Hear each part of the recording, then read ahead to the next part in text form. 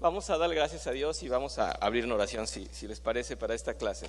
Te damos tantas gracias, Señor, que estamos en tu mano y estamos tan contentos de experimentar ese amor que solo por tu Santo Espíritu se puede tener. Y gracias por este tiempo que pasamos juntos aquí, dedicándote tu día en amor con nuestros hermanos y ansiosos de comentar del Evangelio, conocerte cada vez mejor y con toda la intención de servirte, Señor, y que tú seas el que nos guía y que nos da el entendimiento para también nosotros poder llevar el Evangelio a aquellos que no te conocen y que están necesitados y desesperados por ti. Lo sabemos. Te pedimos esto en nombre de Jesús. Amén.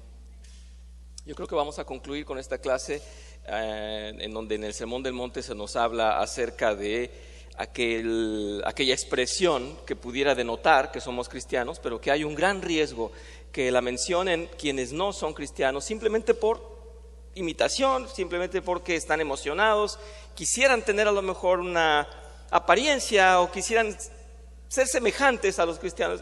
Es más, de alguna manera, dice el autor, de alguna manera creen ellos que pueden tener una relación con Dios sin involucrarse tanto, pero siguen llamándolo Señor, aun cuando no estén haciendo, ni estén obedeciendo, ni estén participando en el Evangelio, sino que simplemente también como los cristianos yo también menciono, yo también voy en la fila con ellos y yo también parezco cristiano. Entonces es una ilusión, dice aquí el autor. Voy a repetir un poquito lo que vimos la semana pasada y después ya terminamos. Hay buenas cosas que me gustaría mostrarles y espero que lo podamos ver juntos. El texto original en Mateo 7, ya al final del Sermón del Monte, está diciendo, déjenme ver si por alguna razón hay un falso, aquí ya, gracias. Vamos a leer el texto tal cual. Entonces dice: no todo el que me dice Señor, Señor entrará en el reino de los cielos, sino el que hace la voluntad de mi Padre que está en los cielos. Y eso nos deja muy claro. Pudiéramos hablar extensamente a partir de estos versos, porque ya entendimos que no solamente hay que mencionarlo, sino que hay que obedecer esa voluntad, hay que cumplir con esa voluntad. Ya nos está dando toda la pauta. Después desarrolla y dice: muchos, recordemos, no son algunos, no son unos cuantos, son muchos. Muchos me dirán en aquel día: Señor, Señor, ¿no profetizamos en tu nombre y en tu nombre echamos fuera demonios y en tu nombre hicimos muchos milagros? Y él responde: entonces les diré claramente, jamás los conocí. Aléjense de mí, hacedores de maldad. En el diálogo, en el dialecto o el trato que se le da al lenguaje dentro de la Biblia cuando el Señor conoce a alguien es tener intimidad con él, tener una relación personal con él, ser algo para él. Y el hecho que le diga jamás te conocí, es decir, tú no eres mío, tú no eres mi hijo, tú no has sido parte de mi pueblo, tú eres ajeno a mí, tú no eres un cristiano. Es lo que le está diciendo, es lo que va a decir el Señor en el último día. Tenemos que considerar siempre que estamos hablando de un contexto de vida y un entendimiento de vida cristiana que implica un juicio. Nuestra vida implica un juicio. Si para el mundo esta vida es todo lo que hay y ahí va a terminar, o si para el mundo no hay cielo, o si para otros hay incluso una reencarnación, para nosotros no. Para nosotros está muy claro que hacemos parte de un juicio, que hay una historia que empezó y que va a terminar con un juicio, que empezó con una condenación porque el hombre cayó en pecado y que va a terminar con un juicio. Por lo tanto, sí es importante nosotros que un día estaremos delante del Señor y no queremos escuchar esto que nos diga no te conozco. El autor dice, como resumen de lo que vimos la semana pasada, dice: estas palabras son sumamente solemnes, no va a decirlas nadie con tanta autoridad y con tanto peso como el Señor Jesús. Esto no se le puede ocurrir a nadie más. Llegará un día, en que todos los pretextos y argumentos y apariencias desaparezcan cuando estemos ahí delante del Señor. Y pues debe ser muy emocionante y va a ser muy emocionante, estoy seguro, ese día. Después dice también el autor: se trata de que abramos los ojos a este terrible peligro del autoengaño en que mucha gente está. Hay que ser cuidadosos, ya lo dijimos la semana pasada. Por un lado, no se inquieten los auténticos creyentes, los que han sido regenerados, los que profesan una fe de todo corazón, los que tienen la voluntad de obedecer al Señor, los que se conmueven por seguir sus pasos y atender a sus estatutos. No se preocupen, todo el que experimente una nueva vida en Cristo, no se preocupe, Pero por otro lado, sí deseamos desenmascarar con este estudio a quienes son falsos creyentes. Y eso es lo que el Señor quería, por eso lo dijo. Si no, no hubiera mencionado estas palabras.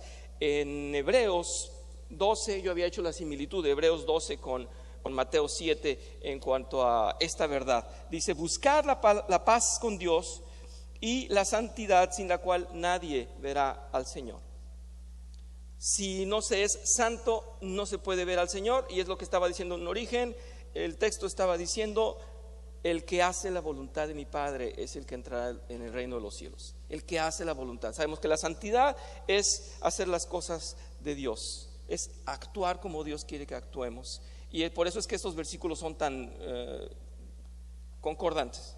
Si nuestra idea de la justificación, dice el autor, por medio de la fe, no incluye esta enseñanza bíblica, esto, o sea, la santidad, entonces esto es un peligro. ¿Por qué? Porque muchos pudieran decir: yo soy salvo porque yo creo. Pero ¿recuerdan lo que dijo Santiago? Dijo: hasta los demonios creen. Y ahí nos quedamos, pero voy a llegar ahí haciendo mi resumen. Dice: porque si alguien es un auténtico creyente, estará diciendo las cosas que Dios estará haciendo y diciendo las cosas que Dios ama y manda. Estará llevando una vida con limitaciones y sacrificios. Eso es el cristiano, con limitaciones y sacrificios. No es alguien que está conforme con el carácter del mundo. No es alguien que le va muy bien el mundo, que está muy contento con la forma de ser del mundo. Y más adelante dice: no dice que hagamos muchas obras y que tratemos de ser perfectos, no, pero sí debemos de tener la esencia de los santos. Aquí pudiéramos hablar por mucho tiempo en la esencia de los santos, pero ya nos lo dijo el Señor: ustedes son los que odian el pecado, los que obran de la mejor manera, impulsados por el Espíritu Santo. Y una vez más el Señor entonces nos está llamando la atención. No significa nomás de leer el Evangelio, sino de vivir el Evangelio. No se trata de pecar en la práctica, sino de pecar en el corazón, sino de tener una mente pecaminosa. Esa es la esencia que Él está buscando en nosotros. Por eso estábamos hablando de la esencia de los santos. Y nos enseña que algunas cosas falsas que los hombres hacemos pudieran estar aparentando que son cristianos. Se refiere a los que poseen una doctrina incluso y que dicen: sí, Jesús es Dios. Bueno, creen que Jesús es Dios, pero no hacen lo que Dios quiere. Entonces podríamos hablar: bueno, Él entiende, pero no lo quiere hacer. Alguna vez estábamos comentando con el pastor de un predicador muy famoso que pues tiene mucho éxito y tiene muchos alumnos y seguidores, pero en su vida no aplica la voluntad de Dios. Y él dice: es que yo creo y miren cuánto sé de la Biblia, pero no aplica en su vida una rectitud o un cuidado, un temor de Dios, un temor a pecar, un rechazo al pecado. No se le ve. Y entonces pudiéramos descartarlo, porque decimos: es que no está dando muestra de ser un cristiano. Sabe mucho, pero no está dando muestra de ser un cristiano. Una persona que escucha cómo se le habla a Jesús puede imitarlo, puede tener como tradición o costumbre repeticiones. Yo les comentaba, yo iba a la iglesia de niño con mis abuelos y yo hacía lo que hacían. Si se hincaba uno, yo me hincaba. Si había que levantar las manos, yo levantaba las manos. Si había que pararse o sentarse, yo lo hacía. Y sales de ahí pensando que ya cumpliste con todo. Y es lo que muchos hacen cuando quieren parecerse a nosotros. Y yo tenía unos, perdón, pero tengo que comentarlo para ver si pasa mi ejemplo. No que quiera yo ser el que juzga, pero yo tenía unos vecinos que desde que se levantaban ponían música de banda y música estridente y tenían la casa temblando. Y luego por ahí hacían la siesta, no sé, descansaban un rato y en la noche hacían fiesta. Y todos los días venían los vecinos a juntarse ahí. Era tremendo. Y decían unas palabras horribles y pues era una vulgaridad. Pero algún día pasó el de la basura, recogió todo y dijo la vecina: gloria a Dios. Dice Serrat: gloria a Dios, en las alturas recogieron la basura de mi calle ya sin fiesta. Cualquiera puede decir gloria a Dios, ¿verdad? No importa lo que tenga en su entendimiento, no importa cómo viva, puede decir gloria a Dios. Señor, Señor. Solamente quiero marcar en ustedes el ejemplo. Dice aquí: los que imitan lo que hay que decir, suponen con ello que ya están del otro lado. Suponen que están haciendo igual que los otros. Incluso aquel que alguna vez va a la iglesia y dice: yo soy cristiano. porque alguna vez fue. Nuestro Señor dice que no todos los que pronuncien esas palabras van a entrar en el reino de los cielos. Y dice aquí, primero digamos que el principio fundamental de la salvación es que aquel que diga Señor, Señor, pues está movido por el Espíritu. Pero ya vimos la semana pasada, ya lo comentamos, no todo el que pronuncia Señor, Señor lo pronuncia por el corazón. Lo puede pronunciar por imitación, y esa es la gran diferencia. Yo les hacía a ustedes este ejemplo, no voy a extenderme tanto, pero sí es importante. No es igual que llueva y que la lluvia les dé con todos sus nutrientes a las plantas esa vida, y no es igual que regarla con un agua estancada, ¿verdad? No es igual. Por lo tanto, no es igual aquel que dice Señor, Señor del corazón, aquel que ha sido transformado, a el otro que simplemente dice Señor, Señor porque oyó que así había que decirle. Dice en 1 Corintios, como regla número 1 para poder entender el proceso, nadie que esté hablando por el Espíritu de Dios puede maldecir a Jesús, y nadie puede decir Jesús es el Señor sino por el Espíritu Santo. Bueno, pero hay otros que lo hacen por imitación. Esta es la regla básica. Si alguien habla de Dios es porque está tocado por Dios, pero hay los imitadores, hay los que solamente usan el final de las palabras. Como una reflexión, hace muchos años se nos estaba mostrando en una clase de historia del arte cuánto oro tenían ciertas iglesias, la iglesia de Tepoztlán en México y tantas iglesias que en Europa y por todos lados tienen incrustaciones de oro. Y alguien decía, ¿por qué tanto lujo y por qué tanta riqueza en las iglesias?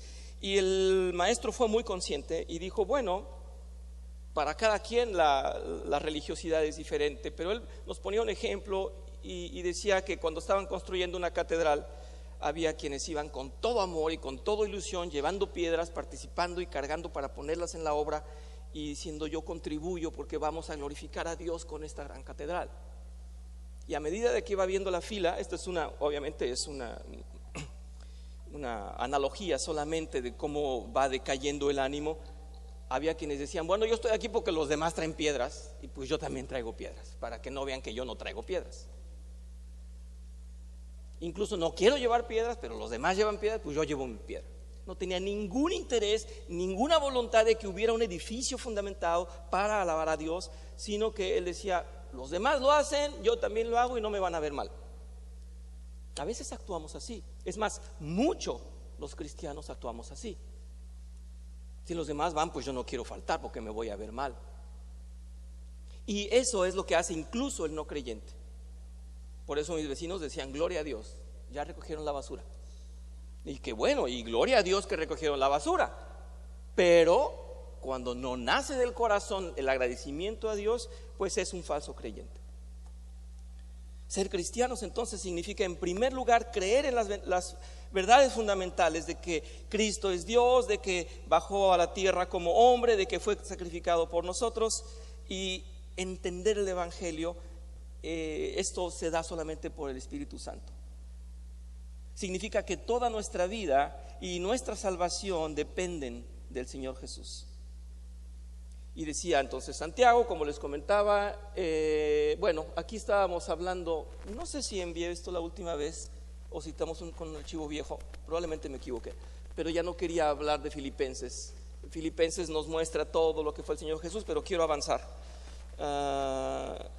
Quiero avanzar a Santiago. Entonces, como les decía, creer incluso no basta. Creer solamente no basta. ¿Tú crees que hay un solo Dios? Magnífico. También los demonios creen y tiemblan, dice Santiago. Por lo tanto, el autor nos está llevando en el método a un punto muy extremo. Entonces no es nada más repetir, no, entonces es repetir y creer, sí, pero no solamente de repetir y creer. ¿Qué dice el Señor en el primer párrafo del día de hoy? ¿Qué dice el Señor? A los que hacen mi voluntad. No solamente creer y decir las palabras porque en realidad creo, no solamente repetirlas y creer auténticamente, sino hacer su voluntad.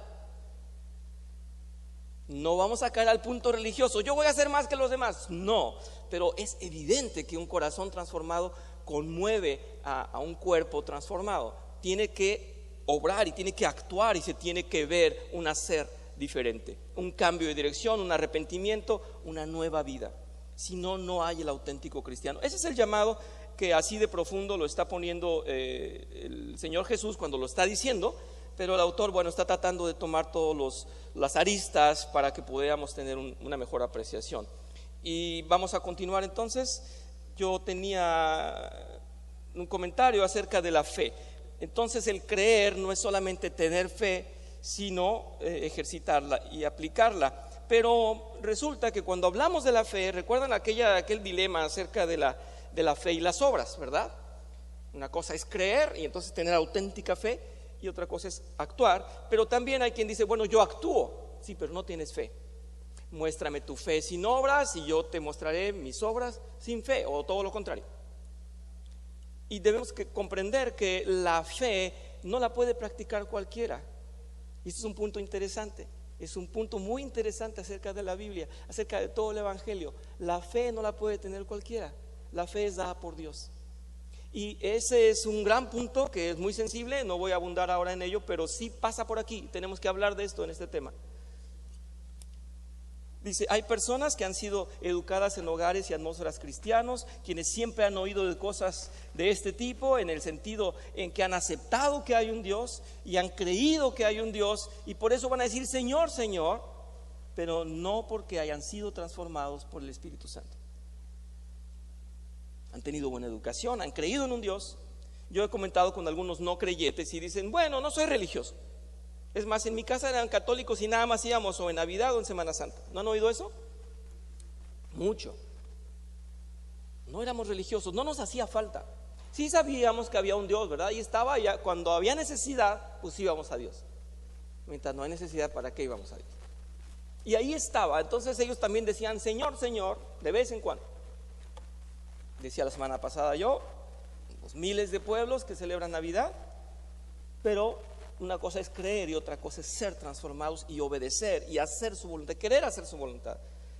Para el Señor, según el método está hablando de esto, para el Señor, aquel que desea hacer su voluntad, aquel que se rinde a ese Dios, es suficiente. No necesita hacer tantas obras, con que quiera, con que tenga esa voluntad. Recordemos el ladrón en la cruz, en la crucifixión, ¿recuerdan? Que estaban ambos ladrones a un lado de él, uno obviamente en protesta, en reclamo, en desafío, y el otro dice, sí, este no tiene nada que ver, este no es culpable. Señor, acuérdate de mí, ¿verdad? Cuando estés en el paraíso, acuérdate de mí. Señor, le está diciendo, Señor, no tiene ninguna posibilidad de obrar bien un hombre crucificado. Ahí está crucificado, le faltan unos minutos para morir y está reconociendo a Jesús como su Señor. Eso es lo que basta. Si tuviera 10 minutos más o media hora o una jornada más, glorificaría a Dios con su vida y con sus actos y con su voluntad, ¿verdad? Pero no lo puede hacer, le faltan unos minutos para morir. Lo que Dios está pidiendo, está requiriendo como una muestra es que le digan Señor, Señor de todo corazón. Es lo que estaba pasando con ese crucificado ahí, que estaba rindiéndose al Señor. No importa que no haya hecho obras buenas ni obras movidas por la fe, estaba diciendo tú eres mi Señor, y en esa voluntad es la que el Señor está confiando. Es la manera de explicar esto. Un predicador, dice aquí, necesita tener seguridad que hay celo y hay fervor y que hay una predicación que nace del Evangelio. No es su predicación, es la predicación que nace de un corazón transformado. Por eso es muy sutil. Alguien puede decirnos muchas cosas que en un contexto teológico perfectas y no sentirlas, y entonces probablemente no haya Dios ahí. Voy a hacer un comentario. En una misión estábamos en Brasil, y para poder, bueno, estaba muy bien organizado, muy bien organizado, y cada mañana había tareas de cada quien y llegábamos al desayuno y después había que limpiar, lavar platos, todo, y en un tiempo corto, media hora, ya estábamos en clase para poder después ir a participar a ciertas cosas, y por la noche visitábamos iglesias. Pero en la mañana teníamos la clase bíblica, que era un desastre, con una teología totalmente perdida, muchísimo ánimo, una organización perfecta, una voluntad, pero la clase estaba mal. Y entonces llega esta pastora que viajó y que dejó su vida y abandonó a su hijo y quería seguir el Evangelio y quería trabajar en la misión en Brasil. Para mí no era nada ejemplar. Pero empezó a dar clase esta pastora y empezó a hablar de la fe y empezó a decir: somos salvos por fe. No cuentan las obras tanto como la fe. No nos podemos salvar por ninguna obra, sino por la fe. Y hasta ahí parecía todo bien. Y decía: entonces basta con creer para que te salves. Pero ahí voy yo, ¿verdad?, a levantar la mano. Era un grupo de americanos, yo era el único que no era ni brasileño ni americano, pero estaba ahí de metiche. Había sido patrocinado para esa misión. Y entonces yo levanté la mano y dije: sí, pero resulta que la fe no es nacida de nosotros, ni la fe se tiene por voluntad propia. Pero no levanté la mano en vano, porque yo tenía ya mis versículos. Y me dijo: ¿nos puedes explicar eso? Y entonces, con mi mocho inglés, yo les dije todo lo que decía la Biblia acerca de la fe, que no nos nace a nosotros, que el Señor nos concede ese privilegio de tener fe. Y entonces tenía yo que demostrar que la fe nos es dada para salvación, pero que es Dios el que asigna quién se salva o no. Por eso lo provee de fe o no lo provee de fe. Y entonces le he destruido todo su argumento, porque ella decía que ese era nuestro gran poder como hombres: creer o no creer, darle entonces la aceptación a Dios o no dársela. Por eso me enojé y dije: no es así. Y la puse a temblar, y ni modo, tuvo que concluir la clase como pudo. Y yo, cuando la escuchaba hablar, decía: ¿por qué ponen pastoras? Porque vi la vulnerabilidad de una mujer en la cual, cuando le cambia uno la brújula, ya no sabe dónde quedó y no sabía con qué argumento seguir. En la próxima semana tuvo otras 3 intervenciones. Nunca más me dio la palabra esa mujer. Y yo estaba ahí con mi mano y dije: bueno, que vea que estoy protestando porque no está diciendo cosas ciertas. Antes lo hacía por una pasión, porque estaba yo estudiando y porque no podían decirme eso a mí. Un poco de orgullo, mucho orgullo, pero creo que tenemos que mantenernos firmes y sabemos que eso no dice la palabra. Quería resaltarlo porque la fe no es nuestra, no nace de nosotros. La fe la pone el Señor en cada uno de nosotros. Es como un recipiente que Él pone y después eso se va incrementando. Pero incluso nosotros le pedimos que Él la incremente. ¿No decimos: Señor, aumenta mi fe? Dice este predicador, no sé si me falta algo, perdónenme, pero sí, dice, me voy a brincar un poquito. Dice: quien quiera que haya tomado parte en alguna oración pública o que hable en público sabe muy bien que uno puede sentirse arrastrado por su propia elocuencia o porque está haciendo que la verdad sea la que triunfe, sea la que se exponga. Hay personas que parecen que llevar una predicación es simplemente terminar con una tarea que se propusieron, leerla de principio a fin. Hay un predicador que expresa eso, se los quiero poner aquí porque así lo pone el autor. No creí que fuera indispensable, pero sí es bueno leerlo. Dice que Robert Murray, un hombre de Dios, subía al púlpito, y con su emoción y con su entrega a Dios hacía llorar a la gente. Bueno, no sé si les recordaba cosas feas o algo decía, pero dice que tenía una unción y que tenía un poder al momento de hablar que hacía llorar a la gente. Y llegó el momento, un día, en que simplemente subió y la gente estaba conmovida y algunos empezaron a llorar sin que él hablara. Y él sintió terror. Y esto es muy honesto. Sintió terror porque dijo: no quiero que mi presencia, ni que mi fama, ni que la unción llegue antes que la palabra. Yo quiero que la palabra sea dada y que después se emocionen y brinquen y hagan lo que quieran, pero que la palabra sea dada. Y no lo dejaron hablar y se bajó mejor. Y entonces hay una reflexión que él nos pone, la voy a poner por aquí, porque él dice así, dice: hoy desaproveché una excelente oportunidad para hablar de Cristo. El Señor vio que hubiera hablado tanto para mi propia gloria como para la suya, y por ello cerró mis labios. Comprendo que el hombre no puede ser ministro fiel y fervoroso a no ser que predique solo por Cristo, a no ser que renuncie a tratar de atraer a las personas hacia sí y trate de atraerlas para Cristo. Señor, concédenos esto. Y eso es muy bueno porque este señor está siendo sincero. La alusión que estaba haciendo el autor decía que en algo más extenso que he leído acerca de él, estaba diciendo que no podemos, cuando estamos y nos toca orar en grupo, pues hablamos en plural y hablamos bendícenos y sé con nosotros y habla en nombre de un grupo.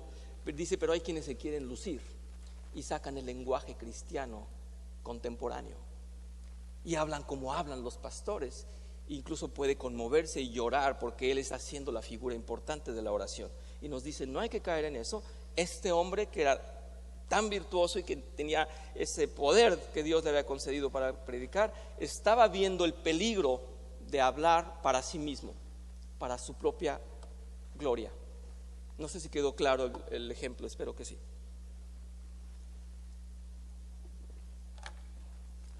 Sí, hermana Vicky, gracias por su participación.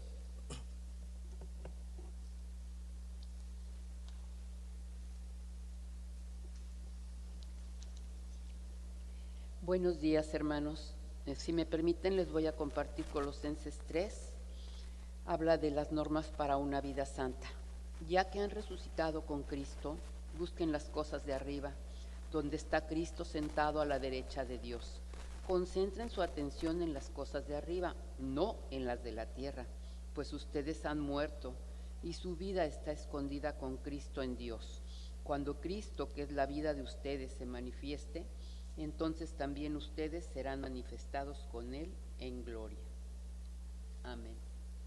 Muy bien, gracias. Pues va totalmente de acuerdo con lo que estábamos hablando. Ya la persona ya no es, ya murió, ya está hablando por Cristo. ¿Algún otro comentario o simplemente con eso basta? Con eso basta. Gracias, pastor.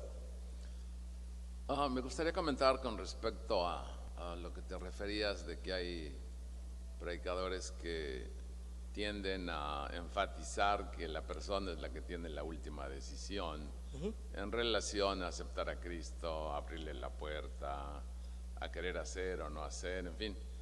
Hay una rama del cristianismo que es el dispensacionalismo, que muchas congregaciones fundamentalistas y muchas otras, inclusive bautistas y otros más, tienden a hacer esto, a que la gente piense que ellos son los que tienen la decisión otorgada por Dios a decir la última palabra. Sí. Y en verdad pues eso es una falsedad, y la gente yo creo que se siente bien al hacer esto porque piensan que la decisión está dejada para uno, y pues no es así.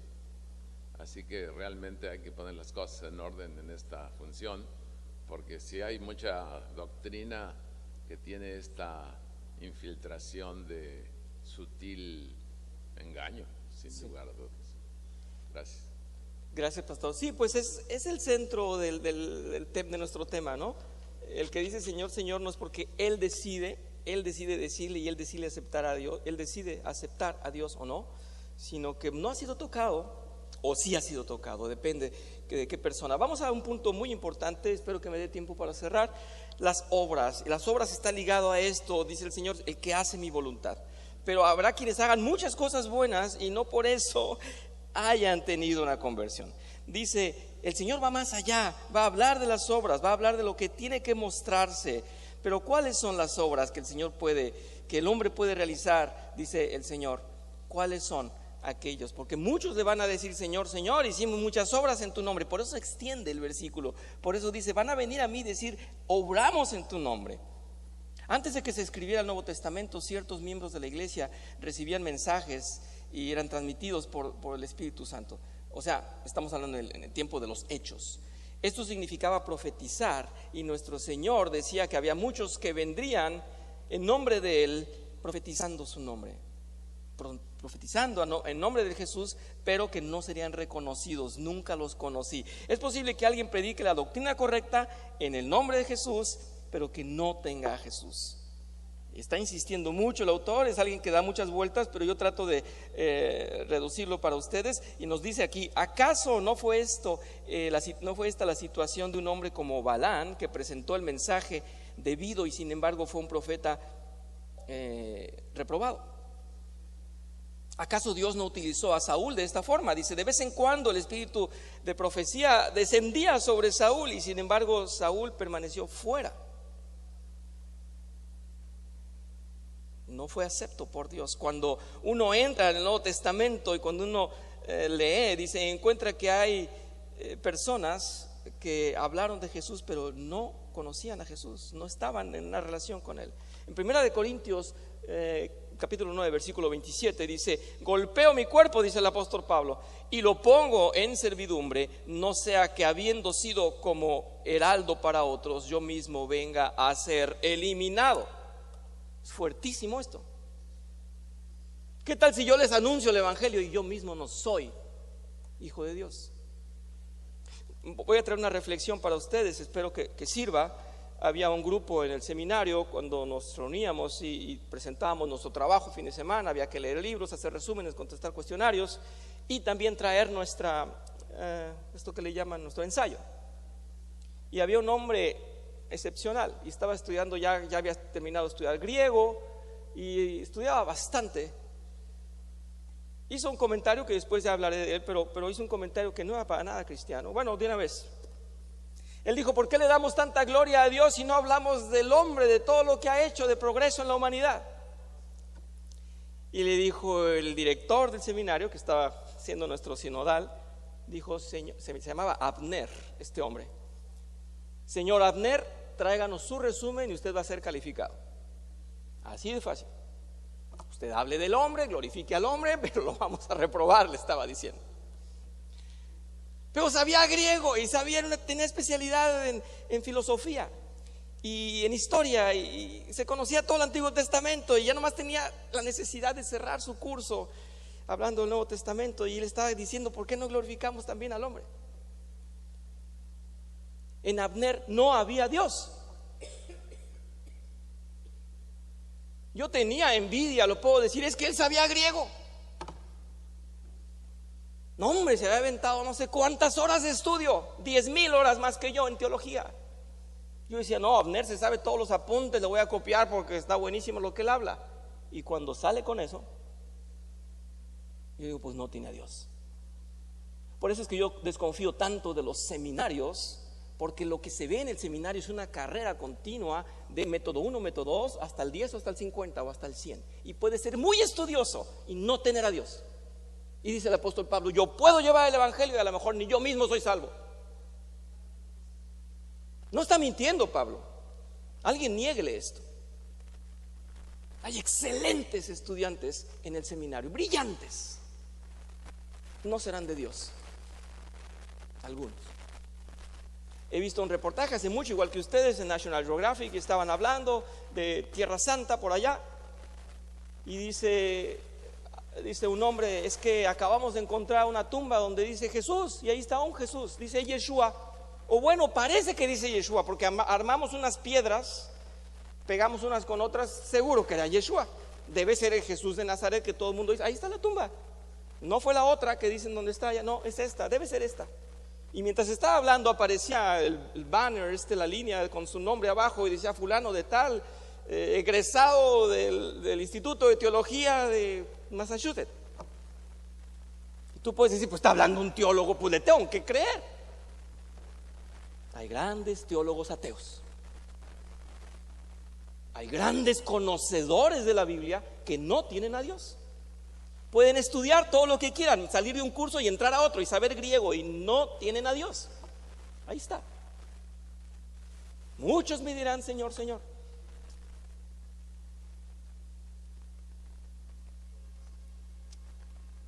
Cuando habla de poner el cuerpo en servidumbre, no solo piensa en sacrificar ciertos pecados de la carne, sino que se refiere a poner toda su vida, todo su ser. Y después continúa el apóstol Pablo diciendo: si yo hablase lenguas humanas y angélicas y no tengo amor, vengo a ser como metal que resuena o címbalo que retiñe. Címbalo es un platillo. Y más adelante en 1 Corintios 13 dice: y si tuviese profecía y entendiese todos los misterios y toda la ciencia, y si tuviese toda la fe, de tal manera que trasladase los montes, y no tengo amor, no soy nada. Aquí está parafraseando, el autor dice: Pablo está diciendo: puedo predicar como un ángel, puedo ser extraordinariamente elocuente, la gente me puede considerar como un orador mejor como el mejor del mundo, puedo hablar acerca de las cosas de Dios y aún así no estar en el reino. Es lo que estaba diciendo Pablo. Tengo que poner mi cuerpo al servicio, porque si no estaría mintiendo yo, estaría siendo falso. Y luego en Filipenses, algunos a la verdad predican a Cristo aún por envidia y rivalidad, pero también otros lo hacen de buena voluntad. ¿Se han visto aquí? Pues yo sí. Les estoy diciendo que con mucho orgullo estaba yo aplastando la teoría de esta mujer pastora y yo estaba diciéndole, voy a ganar. Claro que hay que sacar la verdad adelante, pero hay una buena parte de orgullo en uno, ¿verdad? Y dice aquí, hay quienes predican por su vanidad, por su envidia, por su rivalidad, por ellos, no por la palabra de Dios.